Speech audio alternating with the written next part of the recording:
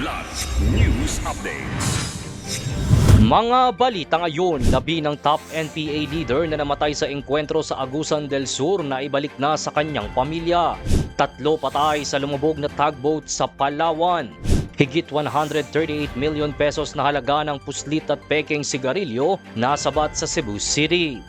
Ako po si Cesar Soriano para ihatid ang nangungunang mga balita sa buong kapuluan ngayon. Isinagawa ng militar ang maayos at marangal na pagbabalik sa pamilya ng labi ng isang leader ng New People's Army o NPA sa Northern Mindanao. Noong Miyerkules, February 18, pinangunahan ng 8th Infantry Battalion ang turnover ng labi ni Bonifacio Lutawan alias Katado sa kanyang mga kaanak sa barangay Umagos, Lagonglong, Misamis Oriental, katuwang ang lokal na pamahalaan at iba pang ahensya. Si Lutawan ay nasawi sa engkwentro laban sa mga sundalo ng February 15 sa La Paz, Agusan del Sur. Ayon kay Lieutenant Colonel George Halio Rina, commander ng 8th Infantry Battalion, resulta ito ng isinagawang intelligence-driven operations laban sa mga high-value target ng NPA sa Bukidnon at Agusan del Sur. Iginiit ng militar na isinagawa ang turnover ng may paggalang at pagsunod sa makataong pamantayan kasabay ng panawagan sa natitirang mga rebelde na magbalik loob na sa pamahalaan. 3 tripulante ang patay habang nasagip naman ang 3 iba pa kabilang na ang kapitan ng isang tugboat sa lumubog na karagatang sakop ng barangay Rio Tuba, Batarasa, Palawan noong Miyerkules, February 18. Ayon sa Coast Guard District Palawan, lumubog ang MTAG Rio Nickel A Alpha dahil sa malalaking alon na humahampas sa nasabing sasakyan. Agad nagsagawa ng search and rescue operations ang Coast Guard katuwang ang iba pang ahensya para hanapin ang 3 nawawalang crew members na kalaunay kinumpirma ding nasawi sa insidente.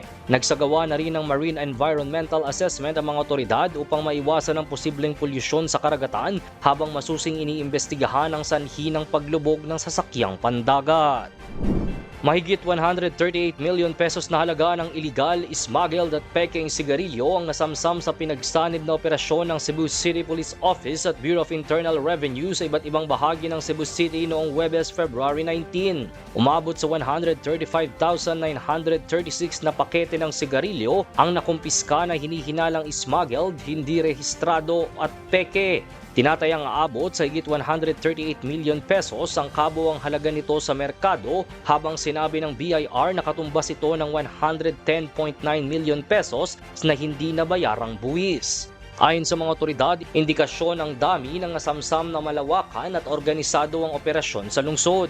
Nasa kustodiya na ng BIR ang mga nakumpiskang sigarilyo para sa pagsusuri at pagsasampa ng kaukulang kaso.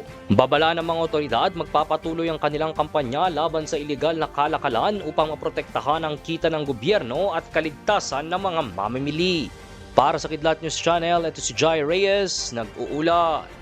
Ako po si Cesar Soriano, kasama nyo sa bawat pagputo ng balita.